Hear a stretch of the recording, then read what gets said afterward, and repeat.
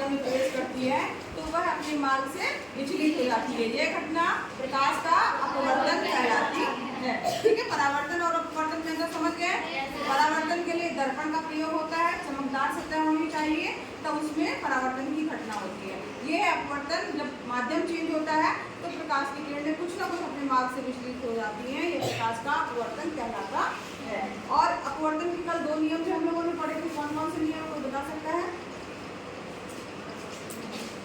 पहला नियम है जो कि परावर्तन का नियम था, सेम वही है। क्या? आपतित किरण परावर्तित नहीं है, क्योंकि यहाँ घटना अपवर्तन की हो रही है तो अपवर्तित किरण होगी। आपतित किरण, अपवर्तित किरण तथा आपतन बिंदु पर अभिलंब तीनों एक ही तल पे होते हैं। ठीक है। दूसरा नियम क्या था? जो हमारा आपतन कोण था एंगल I और अपवर्तन कोण था एंगल R। ठीक है।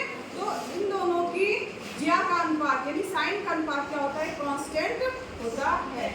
ठीक, साइन I बटे साइन R इक्वल टू जो हो जाएगा स्थिरांक, जिसको क्या कहा जाता है? स्नेल का नियम भी कहा जाता है।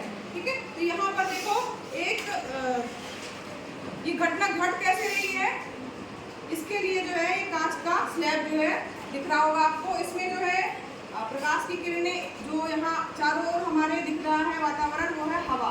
ठीक है। माध्यम कौन सा है? हवा। और ये जो माध्यम है ये क्या है? कांच। कांच कैसा माध्यम हो गया आपका? सघन माध्यम है कि विरल माध्यम है? सघन माध्यम है। इसके अणु जो है वो एकदम पास पास में है, तो ये सघन माध्यम है। और सघन माध्यम जब प्रकाश की किरणें विरल माध्यम, हवा विरल माध्यम है, सघन माध्यम में प्रवेश करेंगे तो कुछ ना कुछ मार्ग से विचलित हो जाएंगी।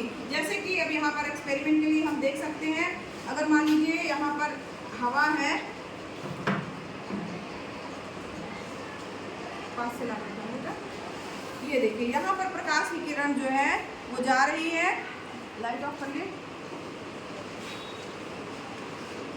सीट के बच्चे आ जाएं।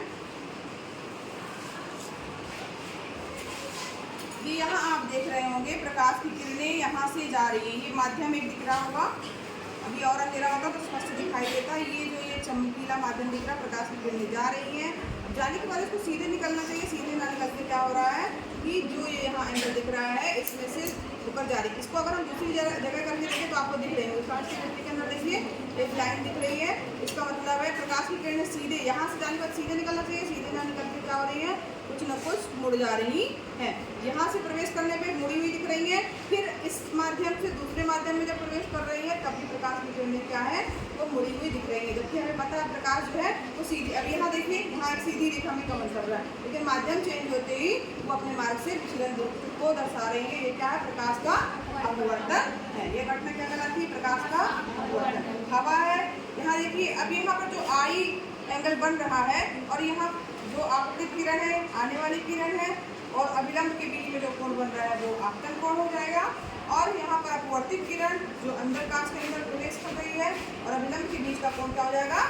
अपवर्तन कोण। R जो है वो अपवर्तन कोण हो जाएगा। और इन दोनों का अनुपात क्या होता है? एक स्थिरांक होता है। ये अपवर्तन का नियम है, जिसे स्नेल का नियम है। ये अपवर्तन का नियम है। इनका साइन I बटे sine R equal to constant हो जाएगा। ये स्नेल का नियम है। और कोई देखना चाहता है इस घटना को?